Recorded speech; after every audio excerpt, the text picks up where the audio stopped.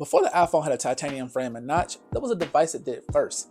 A device that ushered in the era of full-screen phones with the slivers cut out of them for the front camera. I'm talking about the Essential phone, or the Essential PH1, the first phone with a notch that died too quickly. Let's have a history lesson.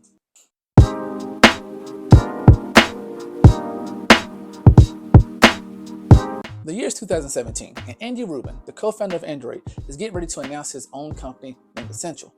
And the company's first product would be the Essential phone. An Android device created by the co-founder of Android just makes sense, and it should have been wildly successful. The Essential phone was announced May 30th, 2017 and released August 17th, 2017. The phone is a sleek slab with a titanium and ceramic body. Even now, not many devices use ceramic in their build. The Essential phone has a sharp edge-to-edge QHD display with Gorilla Glass 5 for protection.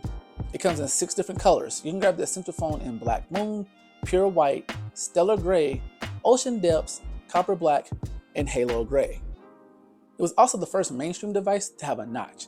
So the Essential phone was also a trendsetter, as the majority of smartphones nowadays have notches for the front camera. Around the back, there are 2 cameras, one of which is dedicated to black and white photography. The phone also has connectors that allow for a 360-degree camera to be attached. The clip connector, as it is known, is similar to the Moto mod system that the Moto Z series of phones use as well. It launched with Android 7.1.1 Nougat and received all the way through Android 10, which was its last update. It's powered by the Snapdragon 835, which at the time was a top chip. With 4GB of RAM, 128GB of storage, the Essential phone had specs that have to go head-to-head with giants like Samsung's Galaxy S8 and the iPhone 10, or X, whichever one you want to say, and others as well. Finally, the Essential phone also works on the 4 major US carriers, but only Sprint carried the device exclusively in store. Up in Canada, TELUS had the honor of being the exclusive carrier. So the Essential phone had the best chipset for the time, a unique build, sharp edge-to-edge screen, and works with all major carriers.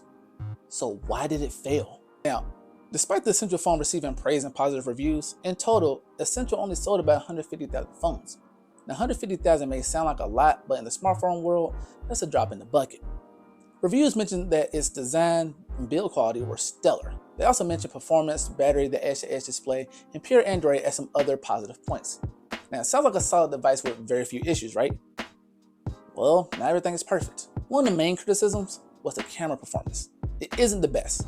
And for a device that was pitted against the best of the best in 2017, having weak cameras was unacceptable. On the bright side, it did win MKBHD's award for Best Design in 2017, so it was a consolation prize. Let's cover a few things that I feel like led to the Essential phone's downfall. Although it was announced in May 2017, it was supposed to launch in June.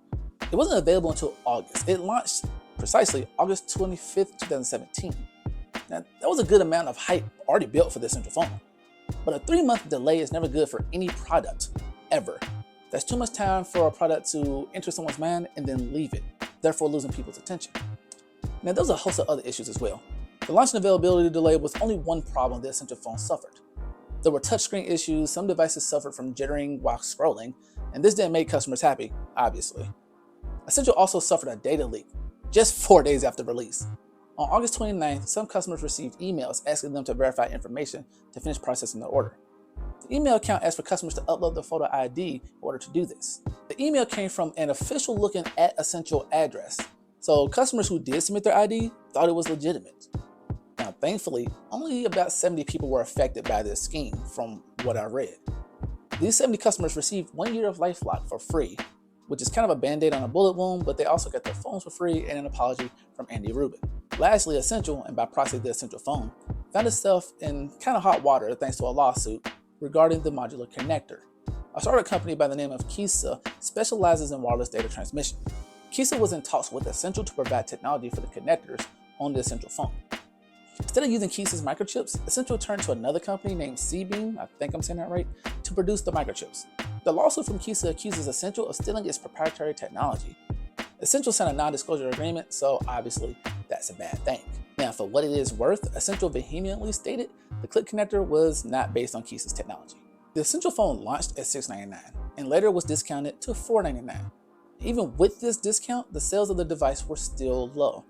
Despite the low sales numbers though, in 2018, an Essential Phone 2, or PH2, was in development, but it got canceled. In October 2019, Project Gem was announced by Essential founder Andy Rubin. Now the new device was very interesting and looked like no other device on the market, but it only had 4 months of life before Essential ceased operations for good on February 12, 2020, thus signaling the end of Essential completely. I hope you enjoyed this episode of Throwback Tech. Let me know what you think about this type of video. Do you like it? Do you not like it? Any criticisms? Let me know in the comments. That way I can continue this if you like it, or dead it if you don't like it. This has been Normal Consumer, and I'll catch you in the next one.